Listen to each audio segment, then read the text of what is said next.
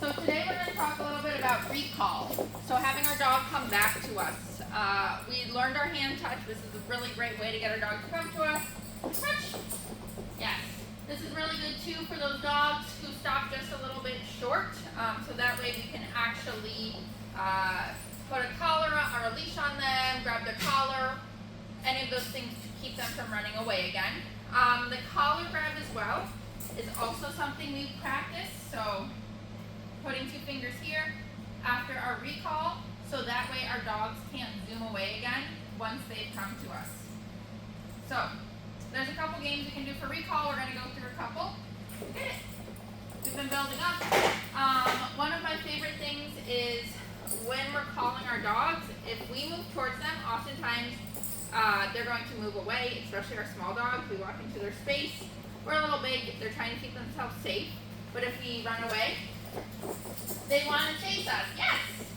And so one of my favorite games is called the runaway game. What we're going to do is say, come, and run away. Yes, and when my dog catches me, I can reward them. Good job, buddy. So the runaway game. Come. Yay! This also often gets us a faster recall because they're really excited. So it's one of my favorites. If we don't want to run as much, another thing we can do is do a treat toss away. Did it! I'm going to let him eat it first, and then say, come! Yes! And reward. Even if I just stay in place, one thing that can be helpful is just turning away, which can tell in dog body language to come closer to me. So, we've been working on that. Another game we're going to do is called the ping pong recall. So, Brianna's going to step in.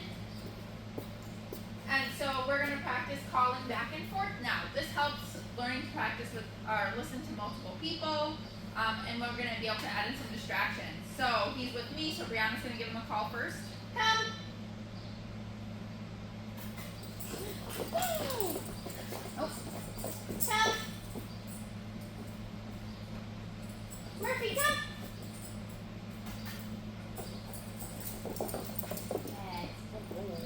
And so one thing this game is also doing, he's learning to come away from a distraction. Currently, I'm very exciting. So going away from me was really difficult. Come! Come! Yay! So we don't just want to go like, come, come, come, come, and keep repeating. Sometimes I might say the second time because he is a little confused. But any more than that, I'm going to add in like a clacky, a kissy noise, something to actually help. We also don't want our dog to learn they only have to come when we say come like 10 times. So we want come to mean come for 1 time. Come!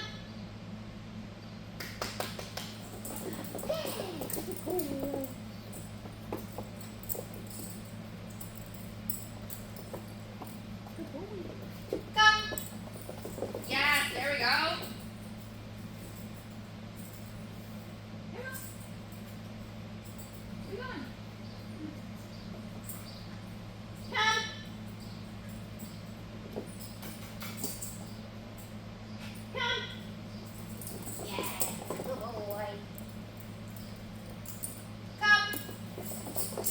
Yay. Come. Murphy, come.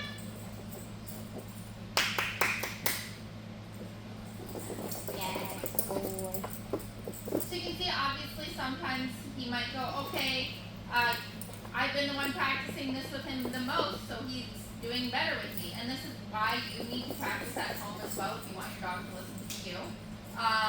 We do try to work with multiple people so that way he hopefully listens to multiple people, but you do need to practice it so that way he learns to listen to you. Another thing I want to add in, when I'm practicing my recall, I'm purposely only saying the word come and not his name. The dog's name means give me attention. Come means actually come to me. So he knows his name. When we practice, we don't add it in unless he's struggling, and then you could add it in after we say come. But again, only once.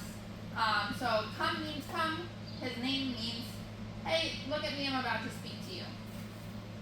Come. Yay, good boy. So, Brianna, I'm going to have you step over here just to make sure we are in frame. This time what Brianna's going to do, we sort of have distractions, just us being here, but we can add in distractions like treats. She's going to get a treat in her hand, hold it around his nose level. If we want our dog to be able to recall from a squirrel, people, whatever, we can start practicing with things like that. So he's currently really interested there. Come. Come.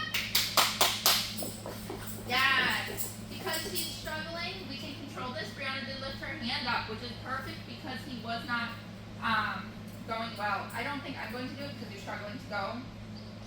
Come. Yay. If he starts going great to Brianna, then I'll add in distractions. Call him again and get the treat ready for distraction. And reward him first though.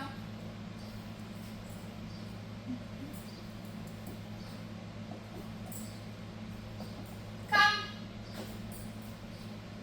Come. Yes, good job.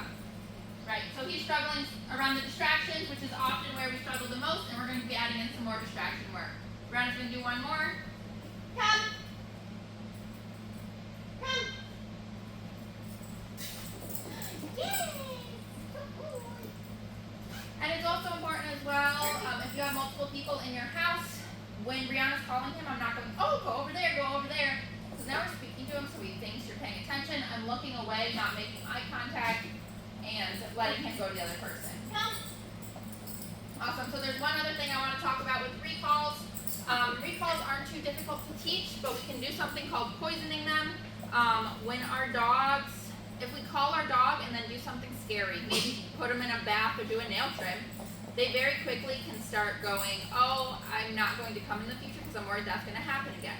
So for situation I know my dogs hate, such as bath and nail trims, anything like that, maybe putting in their crate, I'm not going to use my word come.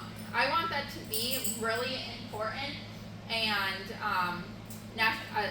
valuable for if my dog maybe runs into the street or something happens. So we're going to save it for situations like that. If I need to give my dog a nail trim, often what I do is I go get a leash, put it on them, and then I can walk them over to that situation. So that way I'm not poisoning my word. Another time, if you do notice your dog playing keep away, you say come and maybe they sprint in the other direction. That's a clear key. It's been poisoned. So we want to use something like a long line or have them drag a leash. So if they are struggling to come, we can catch them and don't just let them keep practicing the game and keep away.